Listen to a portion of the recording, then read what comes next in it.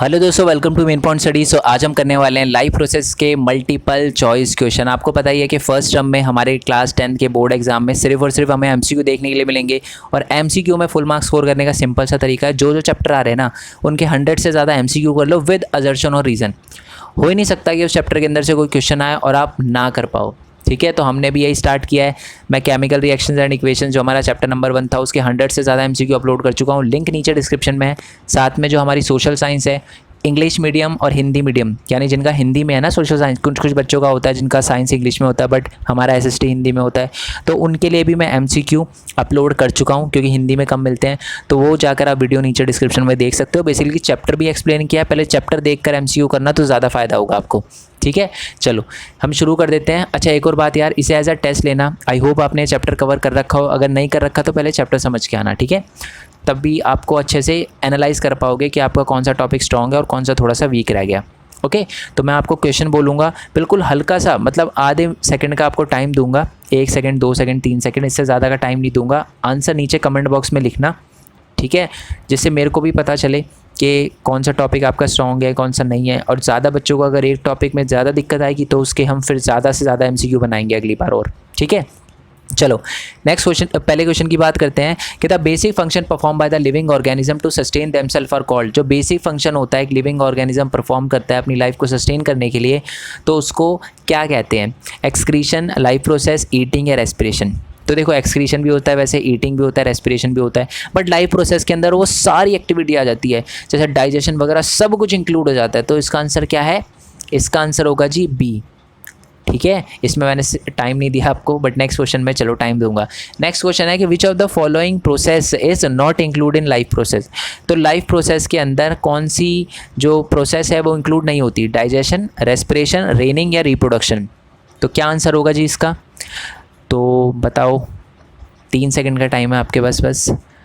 तो चलो times up. मैं बताता हूँ इसका। तो जो हमारा रेनिंग है उसका कोई डायरेक्ट रिलेशन नहीं है लाइफ प्रोसेस से, बाकी डाइजेशन का है, रेस्पिरेशन का और रिप्रोडक्शन का है। ओके, चलो नेक्स्ट क्वेश्चन की बात करते हैं कि dash is a biological process by which an organism get rid off excess और a toxic waste product of metabolism.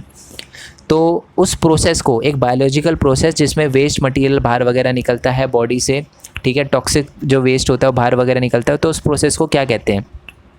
Biological process को क्या कहते हैं? रेस्पिरेशन, एक्सक्रीशन, रिप्रोडक्शन या लाइफ प्रोसेसेस। तो आपको पता है कि वो जो एक्टिविटी होती है उसको हम कहते हैं बी, एक्सक्रीशन। ठीक है जी, चलो नेक्स्ट क्वेश्चन पे आते हैं। तो नेक्स्ट क्वेश्चन हमारा कि an dash is a substance that act as a catalyst, ध्यान से सुना है question, in living organism regulating the rate at which chemical reactions proceed without itself being altered in the process. इसका मतलब है कि एक ऐसा सब्सटेंस जो क्या करता है, कैटलिस्ट की तरह काम करता है लिविंग ऑर्गेनिज्म में, जो केमिकल रिएक्शंस होते हैं ना उनकी प्रोसेस को चेंज कर देता है, या मैं कहूँ फास्ट कर देता है, स्पीड तेज़ कर देता है उस केमिकल प्रोसेस की, केमिकल जो रिएक्शन होता है उसकी प्रोसेस को। तो उसको हम क्या कहते हैं? ए सेल, बी न्यूट्रिशन, सी एंजाइम्स या डी कैटलिस्ट। 2 सेकंड है आपके पास, इसका आंसर बताओ। चलो जी टाइम्स अप। तो इसका आंसर क्या है? इसका आंसर है सी। कुछ लोग सोच रहे होंगे सर कैटलिस्ट भी तो हो सकता है। देखो, कैटलिस्ट एक ब्रॉड टर्म है, ठीक है, बट अगर एंजाइम्स की बात करें तो वो एक टाइप का क्या है, वो हमारा एक बायो कैटलिस्ट है। ठीक है, एक एग्जांपल भी दे देता हूँ मैं। जैसे अगर हम बात करें स्लाइवरी, जो अमाइलेस होता है हमारा, ठीक है, वो क्या है? वो एक तरह का एंजाइम है। ठीक है, चलो नेक्स्ट क्वेश्चन की बात करते हैं। तो इसका आंसर है सी। नेक्स्ट क्वेश्चन की बात करते हैं कि enzymes is also known as, ये तो पता ही है, अभी थोड़ी देर पहले मैंने बता ही दिया आपको कि एंजाइम जो है वो क्या है, एक बायो कैटलिस्ट है।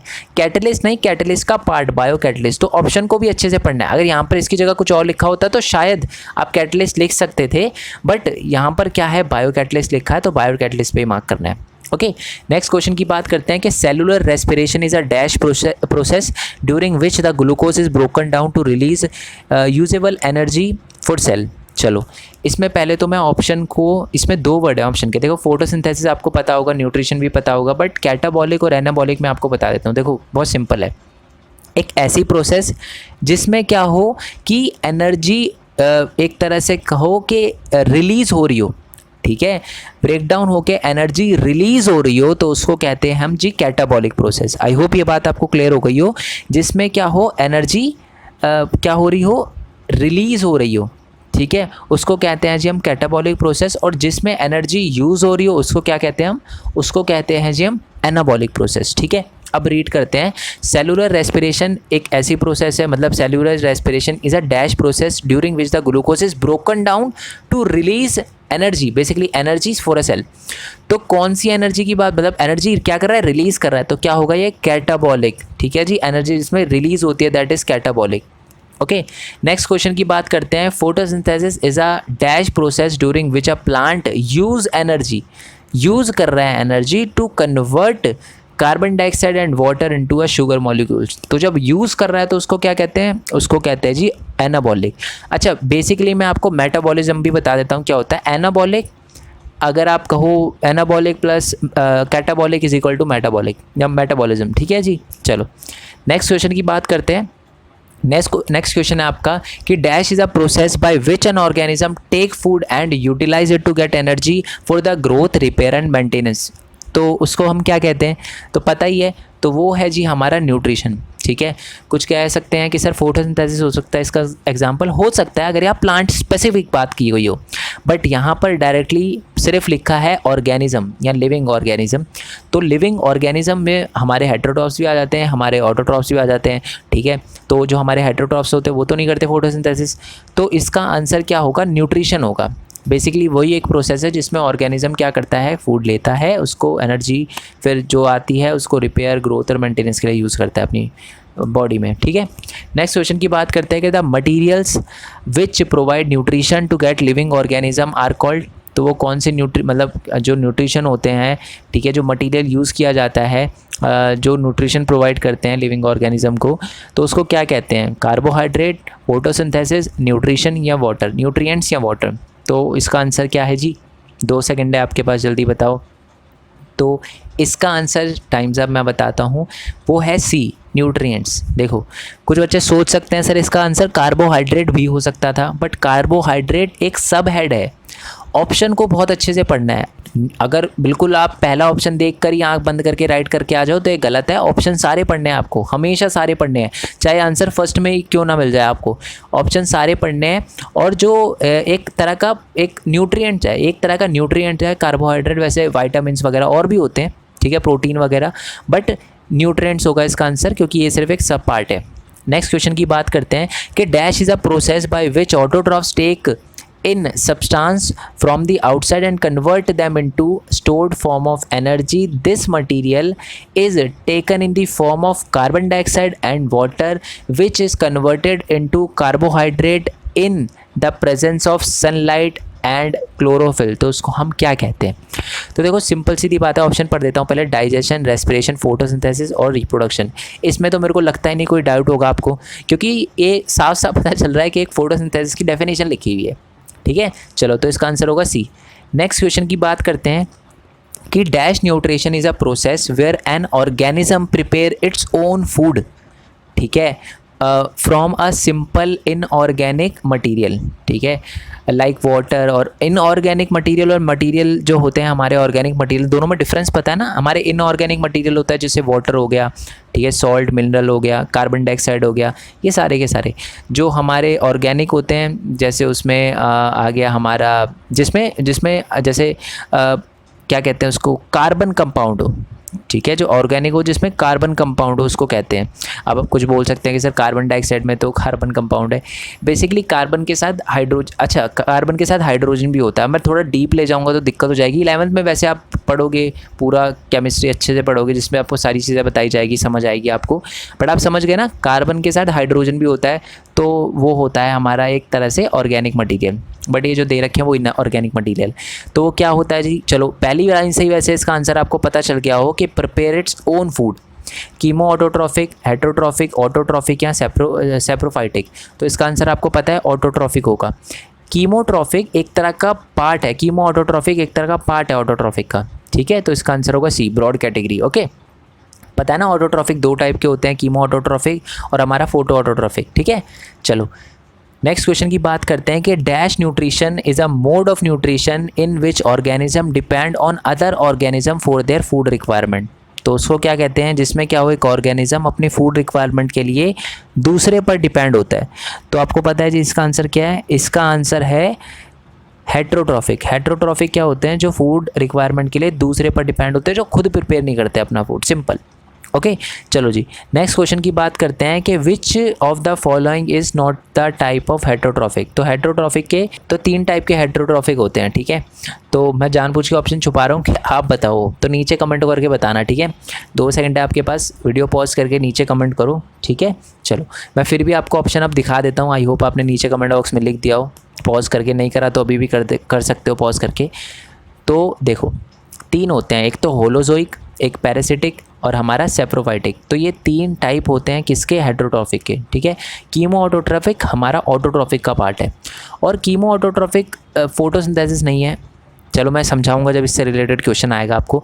ऑटोट्रॉफ्स 2 टाइप के होते हैं, एक तो फोटो ऑटोट्रॉफिक जो अपना फूड जो है वो सनलाइट, यानी फोटो का मतलब ही होता है लाइट से बनाते हैं, और कीमो ऑटोट्रॉफिक केमिकल का यूज़ करके बनाते हैं अपने आसपास जो है, ठीक है। जैसे कि हमारा सल्फ़र बैक्टीरिया हो गया, है ना, एक एग्जाम्पल उसका। नेक्स्ट क्वेश्चन की बात करते हैं कि dash nutrition is a mode of nutrition in which organism feed on dead and decaying matter.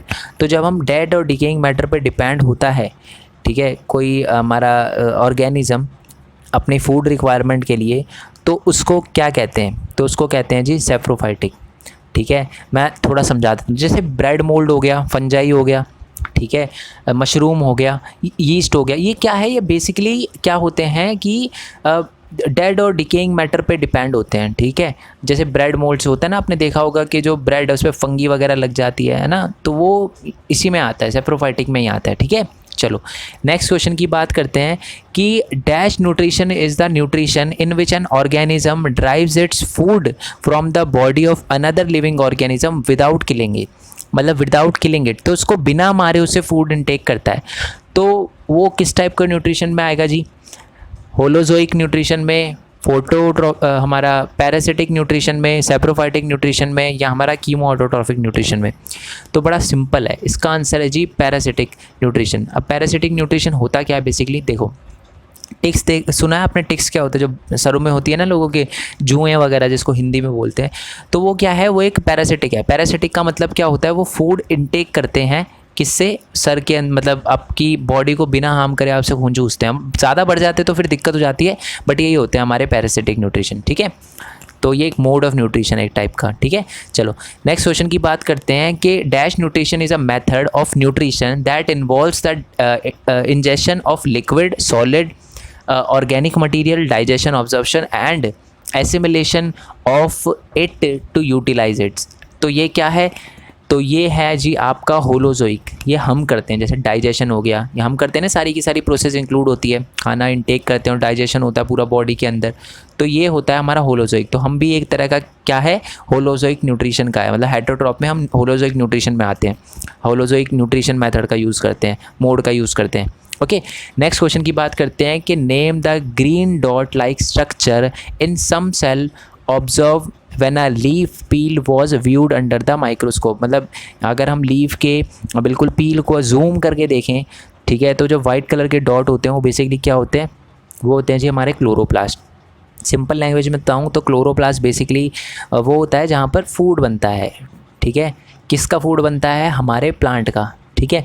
एक बात इससे और फिर इससे रिलेटेड ही नेक्स्ट क्वेश्चन हमारा कि dash is also known as kitchen of the cell. Kitchen of the cell, kitchen का मतलब क्या होता है, क्या होता है जहाँ पर फूड बनता है ना। तो क्लोरोप्लास्ट क्या है, वो एक किचन ऑफ द सेल है, क्योंकि वहीं पर फूड बनता है, बताया था अभी। ओके नेक्स्ट क्वेश्चन की बात करते हैं कि the dash swell when water flow into them causing the stomatal pore to open, similarly the pore close if the dash shrink.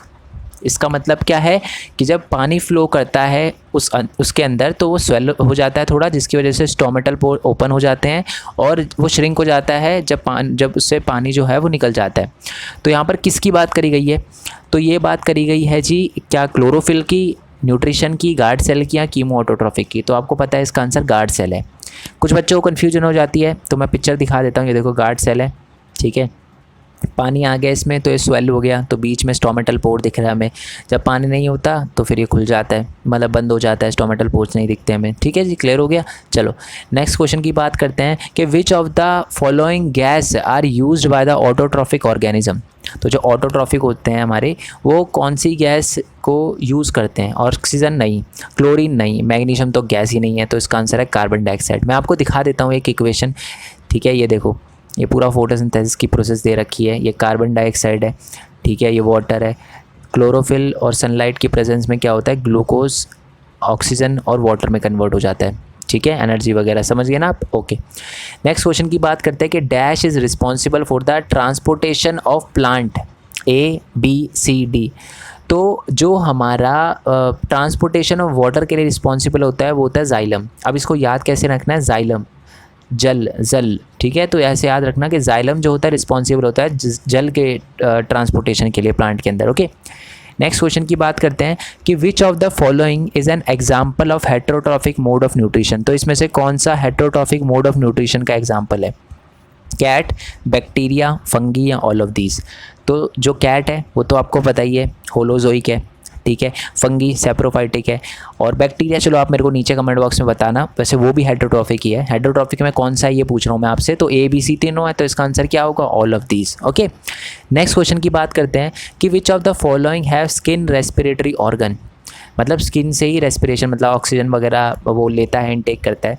तो डॉग, क्या ऐसा होता है डॉग? नहीं, डॉग लेता है, मतलब रेस्पिरेशन जो रेस्पिरेटरी ऑर्गन उसका उसकी स्किन होती है। The answer is no. Cat नहीं, हाउसफ्लाई नहीं, तो इसका आंसर है अर्थवर्म। ठीक है, अर्थवर्म जो होता है ऑक्सीजन उसकी बॉडी से, मतलब स्किन से आता है। ठीक है, मतलब जो एनवायरनमेंट है वहाँ से स्किन से वो आता है। ठीक है, नेक्स्ट क्वेश्चन की बात करते हैं कि ticks are the example of dash nutrition. ये आपको पता ही है, 2 बार बता चुका हूँ मैं। ठीक है, तो ये क्वेश्चन आपके लिए है, टाइम नोट कर लो।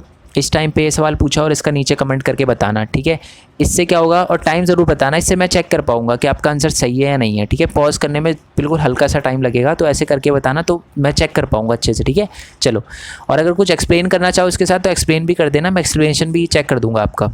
नेक्स्ट क्वेश्चन की बात करते हैं कि which of the following statement is true about variegated हमारे लीव्स। ठीक है, अगर मैंने वेरीगेटेड लीव्स बता दिया तो आप वैसे ही समझ जाओगे। ठीक है, तो कौन सा सही लिखी हुई लाइन वो बतानी है। वेरीगेटेड लीव्स जो होती है वो टोटली ग्रीन होती है, टोटली ब्लैक होती है, पार्शली ग्रीन, पार्शली वाइट, या ऑल ऑफ दीज। तो इसका आंसर क्या है, सी, वो पार्शली ग्रीन और पार्शली हमारी वाइट होती है। देखो दिखा देता हूँ मैं आपको, ये दिख रही है, चलो ये देखो, ग्रीन पोर्शन और वाइट जैसा पोर्शन। चलो नेक्स्ट क्वेश्चन की बात करते हैं कि which essential element used in the synthesis of protein या सिंथेसाइज ऑफ प्रोटीन। तो कौन सा है जो एसेंशियल एलिमेंट है? ठीक है, हाइड्रोजन, मैग्नीशियम, नाइट्रोजन या सल्फर। तो आपको पता ही है कि चीज़ का आंसर है नाइट्रोजन। ठीक है, नेक्स्ट क्वेश्चन की बात करते हैं कि some organism break down the food material outside the body and then absorb it. तो जो ऑर्गेनिज्म होता है वो आउटसाइड द बॉडी क्या करता है, उसको मतलब फूड जो होता है वो ब्रेक डाउन होता है और फिर ऑब्जॉर्व करता है। मतलब कॉम्प्लेक्स में होता है वो, कॉम्प्लेक्स से वहीं थोड़ा सा सही करता है और फिर उसको इनटेक करता है। ठीक है, जैसे हम क्या करते हैं, हम तो जो उसको चबाते हैं पहले उसको अच्छे से, है ना, तो अपनी बॉडी के अंदर करते हैं, बट ये बॉडी के आउटसाइड करता है और उसको बिल्कुल सही फॉर्म में कर लेता है, जो बिल्कुल भी कॉम्प्लेक्स ना हो, फिर उसे ऑब्जर्व करता है। तो कौन है वो? ब्रेड मोल्ड जो होता है, यीस्ट जो होता है, मशरूम, या ऑल ऑफ दीज। तो आपको पता है इसका answer all of the above है। क्यों? क्योंकि ये भी एक टाइप का यीस्ट ही है, सॉरी फंगाई है। ठीक है, एक तरफ का फंजाई जो फंगी कहते हैं इसको, तो फंगी है ये। ओके, चलो तीनों की तीनों। नेक्स्ट क्वेश्चन की बात करते हैं। इसकी पिक्चर अगर दिख गई नेक्स्ट क्वेश्चन की तो आपको वैसे ही पता चल जाएगा। ठीक है, नेक्स्ट क्वेश्चन है कि which of the following unicellular organism take food by the movement of cilia which cover the entire surface of the cell. Amoeba कहते हैं, हाउसफ्लाई कहते हैं, पैरामीशियम कहते हैं, या B and C.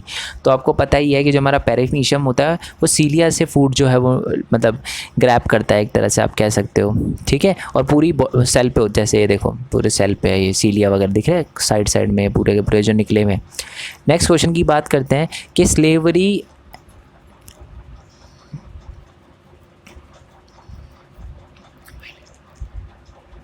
Slavery amylase that breaks down which complex molecule to give sugar. कह सकते हो ग्लूकोज। ठीक है, तो A protein, B nutrition, C starch या फैट। तो आपको पता ही है कि बेसिकली क्या होता है, जो हमारा स्टार्च है मैं आपको बता रहा हूँ, तो वो मोल्टोज में कन्वर्ट होता है, ठीक है, मोल्टाज में कन्वर्ट होता है, और फिर मोल्टाज जो है वो ब्रेक डाउन होता है फर्दर ग्लूकोज में या शुगर में। तो इसका आंसर क्या होगा जी? सी, स्टार्च। पता है ना आपको, राइस के अंदर होता है। चलो नेक्स्ट क्वेश्चन की बात करते हैं कि which type of the heterotrophic nutrition is use by the bread mould. पता ही है इसका आंसर। तो जो हमारा ब्रेड मोल्ड है, मतलब वो क्या बताया था मैंने, एक तरह का जो हमारा फंगी वगैरह है, तो फंगी वगैरह आपको पता ही है किस में आता है, सेफ्रोफाइटिक में आता है। तो इसका आंसर होगा सी। नेक्स्ट क्वेश्चन की बात करते हैं कि kidney in human being is the part of dash. किसका पार्ट है जी? न्यूट्रिशन का, रेस्पिरेटरी सिस्टम का, एक्सक्रीशन का, या फोटोसिंथेसिस का। तो आपको पता है एक्सक्रीशन का पार्ट है, एक्सक्रीशन सिस्टम का पार्ट है जो किडनी है। नेक्स्ट क्वेश्चन की बात करते हैं कि Plasmodium is a example of dash heterotrophic nutrition, holozoic nutrition, parasitic nutrition, saprophytic nutrition, या ऑल ऑफ दीज। तो इसका आंसर चलो आप नीचे कमेंट बॉक्स में बताना। चलो मैं बता देता हूँ, पैरासिटिक। ठीक है, अब मेरा क्वेश्चन सुनो।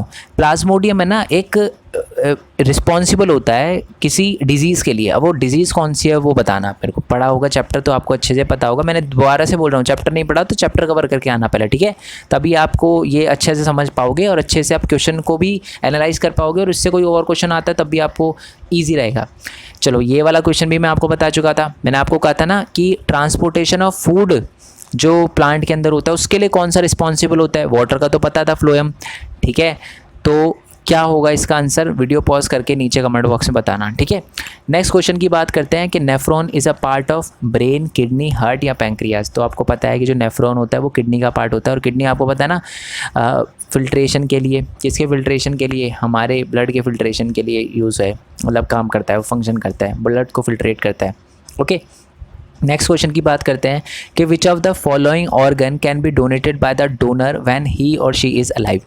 तो पता ही है आपको इसका आंसर। वैसे तो चलो ऑप्शन पढ़ देता हूँ पहले, ब्रेन, किडनी, हार्ट या नन ऑफ दीज। तो आपको पता ही है कि एक जो लिविंग पर्सन है ना, वो मतलब ज़िंदा रहते रहते अपनी किडनी डोनेट कर सकता है। मतलब आपको पता है ना 2 किडनी होती है, तो एक वो डोनेट कर सकता है किसी को, तो वो भी ज़िंदा रह सकता है और दूसरा भी, ठीक है। चलो नेक्स्ट क्वेश्चन की बात करते हैं। The break down of pyruvate to give CO2 water and energy take place in dash. उसका बताना है आपको। न्यूक्लियस, किडनी, क्लोरोप्लास्ट या माइटोकॉन्ड्रिया। चलो इसका आंसर आई होप आपको पता हो, मैं बता देता हूँ। चलो 2 सेकंड देता हूँ आपको। चलो बस हो गया, टाइम्स अप। तो इसका आंसर है जी माइटोकॉन्ड्रिया, ठीक है। अब मैं आपको दिखाता हूँ, देखो ये बेसिकली ग्लूकोज है, याद रखना। ये है ना, आगे भी इससे रिलेटेड क्वेश्चन आने वाले हैं इसके अंदर, तो ध्यान से। तो ये ग्लूकोज है, 6 मॉलिक्यूल है।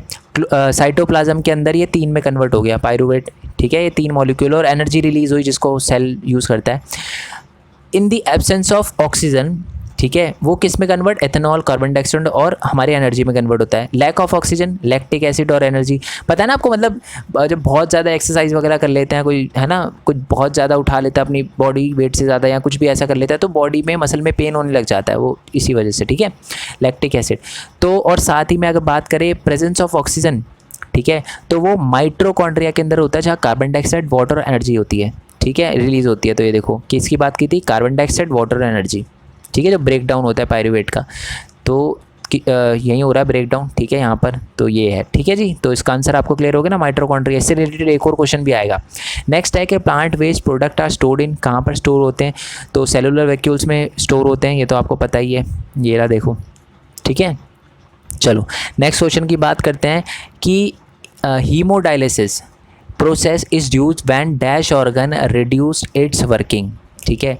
तो आपको पता ही है कि जो हीमो डायलिसिस होता है ना, वो बेसिकली तब होता है जब क्या होता है कि जो हमारी किडनी है वो ब्लड को अच्छे से फिल्ट्रेट नहीं कर पाती, तो उसी के लिए किया जाता है। इस बुक के अंदर पैराग्राफ भी दे रखा है इससे रिलेटेड, ठीक है। तो आप चाहो तो इसको, वैसे तो पढ़ रखा होगा आपने, और इसमें ना एक और क्वेश्चन का आंसर भी छुपा हुआ है, ठीक है। तो ये देखो, तो ये बेसिकली ब्लड को फिल्ट्रेट करने का काम करता है, ठीक है। आर्टिफिशियल किडनी है आप कह सकते हो एक तरह से, ओके। चलो, और इसका आंसर ये नेक्स्ट क्वेश्चन जो है वो नॉर्मल इन हेल्थी एडल्ट क्या होता है कि जो इनिशियल फिल्ट्रेट होता है ना किडनी के अंदर ब्लड का, वो कितना होता है? 300 लीटर पर डे होता है, 50 लीटर पर डे होता है, 180 लीटर पर डे होता है, या 30 लीटर पर डे होता है, या डी 180 लीटर पर डे होता है। तो आपको पता है कि इसका आंसर क्या है? डी है, ठीक है। ये देखो दिख रहा है आपको, 180 लीटर पर डे डेली।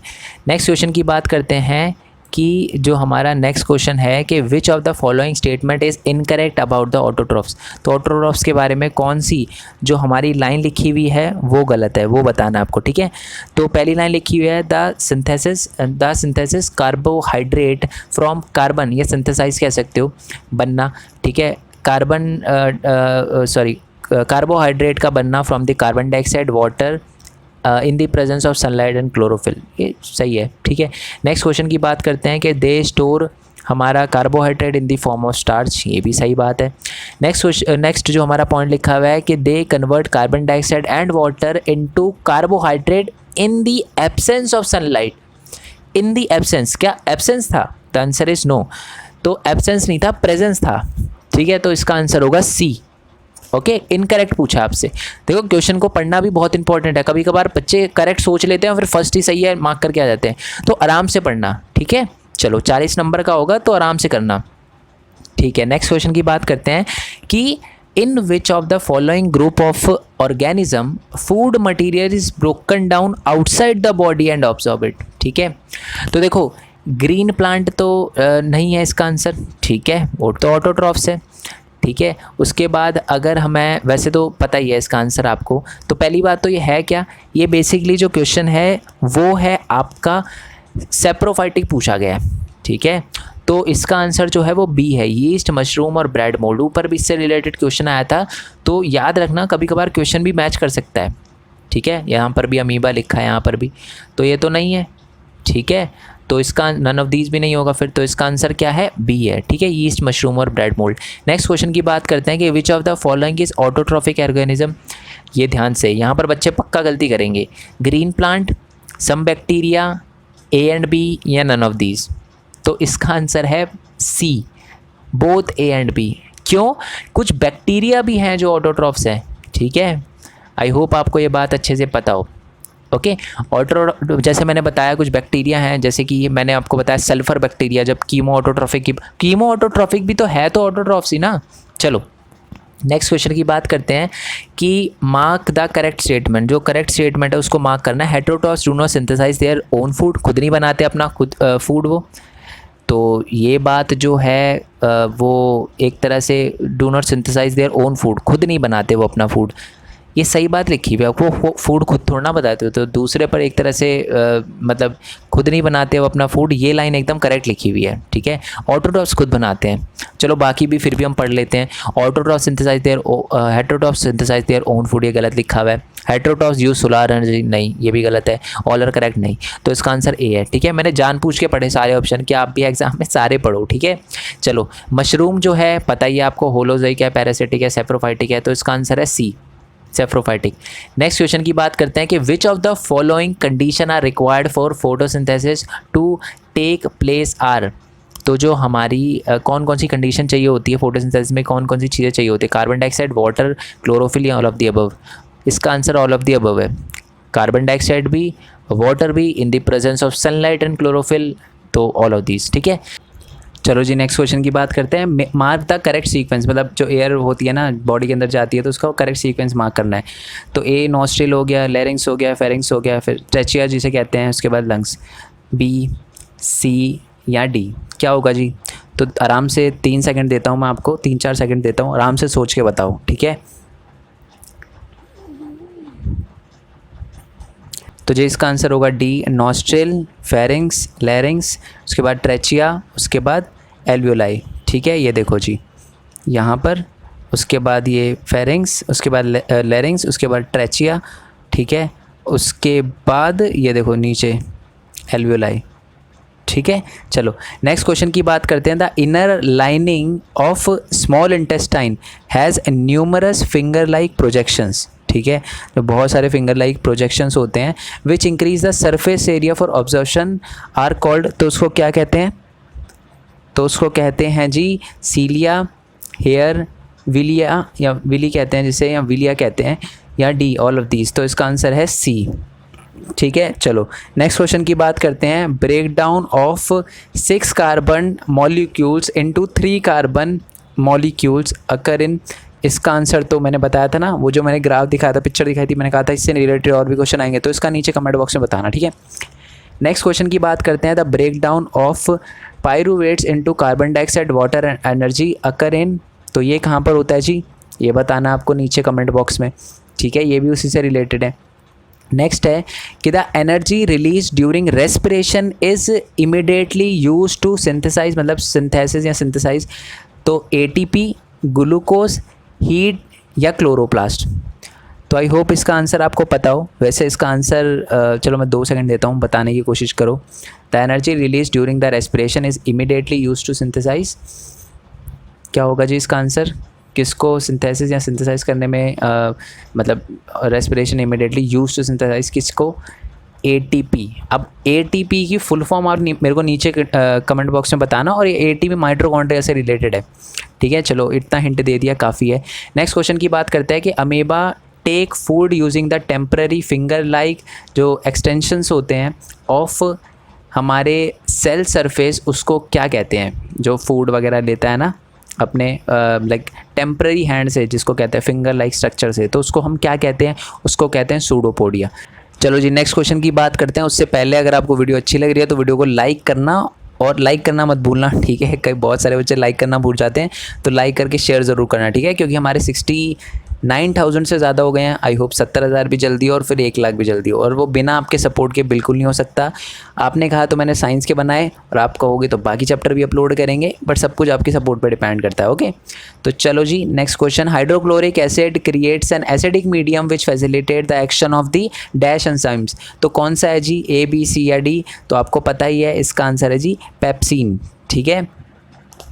चलो जी नेक्स्ट क्वेश्चन की बात करते हैं, the herbivorous eating grass need a longer intestine to allow the proper digestion of, किसके डाइजेशन के लिए, मतलब किस चीज़ के डाइजेशन के लिए उनको स्मॉल इंटेस्टाइन थोड़ी लंबी चाहिए, बड़ी चाहिए, ठीक है। तो क्या आंसर है इसका जी? ग्लूकोज, सेलुलोज, स्टार्च या प्रोटीन?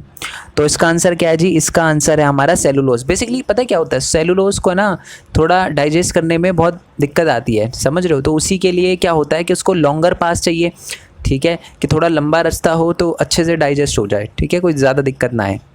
नेक्स्ट क्वेश्चन की बात करते हैं कि the digestion of food in small intestine occur in acidic medium, basic medium, neutral medium या नन ऑफ दीज? तो आपको पता है बेसिक मीडियम, ठीक है, पता है ना, पीएच में 7 से ज़्यादा होता है, ओके। नेक्स्ट क्वेश्चन की बात करते हैं कि pancreatic juice secreted by pancreas does not contain trypsin, lipase, protease या ऑल ऑफ दीज? तो आपको पता है प्रोटीज कंटेन नहीं करता, बाकी ये दोनों कंटेन करता है, ठीक है। चलो नेक्स्ट क्वेश्चन की बात करते हैं, in human being respiratory pigment is, तो आपको पता है ना, जैसे हमारा जो प्लांट होता है, ठीक है, ग्रीन कलर का होता है ज़्यादातर, है ना, तो ग्रीन क्यों होता है? क्लोरोफिल की वजह से। हमारा खून जो होता है वो रेड क्यों होता है? हीमोग्लोबिन की वजह से, इस पिगमेंट की वजह से। तो आंसर है सी। अच्छा इसका पता है आपको? बेसिकली इसकी वजह से क्या होता है, जो नीला होता है ना खून, वो नीला ब्लड हो या नीला पिगमेंट होता है, उसकी वजह से होता है। चलो जी बेसिकली ये था हमारा लास्ट क्वेश्चन, ठीक है। आई होप आपको वीडियो अच्छी लगी, और मेरी बात सुनना, ये बेसिकली पूरे 100 क्वेश्चन नहीं है, 100 से थोड़े से कम है, ठीक है, बट मैं आपको बता दूं इसका मैं नेक्स्ट पार्ट भी अपलोड करूंगा, जिसमें असर्शन और रीज़न भी होंगे, और बहुत ही ज़्यादा टफ क्वेश्चन होंगे, ठीक है। तो आप अगर सपोर्ट करोगे और आप बोलोगे कि सर इसका सेकंड पार्ट लाओ, तो मैं इसका सेकंड पार्ट जल्दी लाऊंगा, ठीक है, क्योंकि कुछ बच्चे हैं जो एसएसटी के लिए भी बोल रहे हैं, कुछ हिंदी मीडियम के लिए, इंग्लिश मीडियम के लिए, तो इसलिए जितना ज़्यादा आपका सपोर्ट रहेगा, बोलोगे कि जी सर साइंस का सेकंड पार्ट बनाओ, इस वीडियो को शेयर करोगे, लाइक करोगे, तो हम इसका पहले सेकंड पार्ट करेंगे, फिर आगे बढ़ेंगे, ठीक है। तो अगर वीडियो अच्छी लगी हो तो लाइक करना, चैनल को सब्सक्राइब करके शेयर ज़रूर करना, और हमारे बाकी चैनल भी दे रखे हैं, मेन पॉइंट टेक हो गया, ठीक है, उस पर भी 4,300 सब्सक्राइबर हैं, ठीक है, और साथ में यूनिक वर्ल्ड हो गया, अलग अलग टाइप की वीडियो, ठीक है, फैक्ट से रिलेटेड, थोड़ा सा एक तरह से कॉन्सेप्ट समझाने के लिए कि हमारी गवर्नमेंट जो है बहुत ज़्यादा पैसे क्यों नहीं छापती, और भी बहुत सारी चीज़ें, ठीक है, ऐसी चीज़ें, और अलग अलग लोगों की बायोग्राफी भी उस पर अपलोड करेंगे हम, ओके। और साथ में एक व्लॉगिंग चैनल है, अभी तक कुछ डाला तो नहीं है, बट आई होप जल्दी डालूँ मैं उस पर, ओके। बाकी हमारा टेलीग्राम चैनल आप ज्वाइन कर सकते हो। बाकी अगर नोट्स वगैरह में किसी चीज़ की दिक्कत आए तो mainpointstudy.in MAINSTUDY पहले पॉइंट भी लिखना है, ठीक है, main POINT .study ये वेबसाइट सर्च करना, नोट्स वगैरह मिल जाएंगे आपको, ठीक है। बाकी नेक्स्ट वीडियो के लिए स्टे ट्यून, तब तक के लिए थैंक यू सो मच। जय हिंद जय भारत। बाकी नेक्स्ट वीडियो के लिए स्टे ट्यून, तब तक के लिए थैंक यू सो मच। जय हिंद जय भारत, वंदे मातरम। Thanks for your support, bye bye.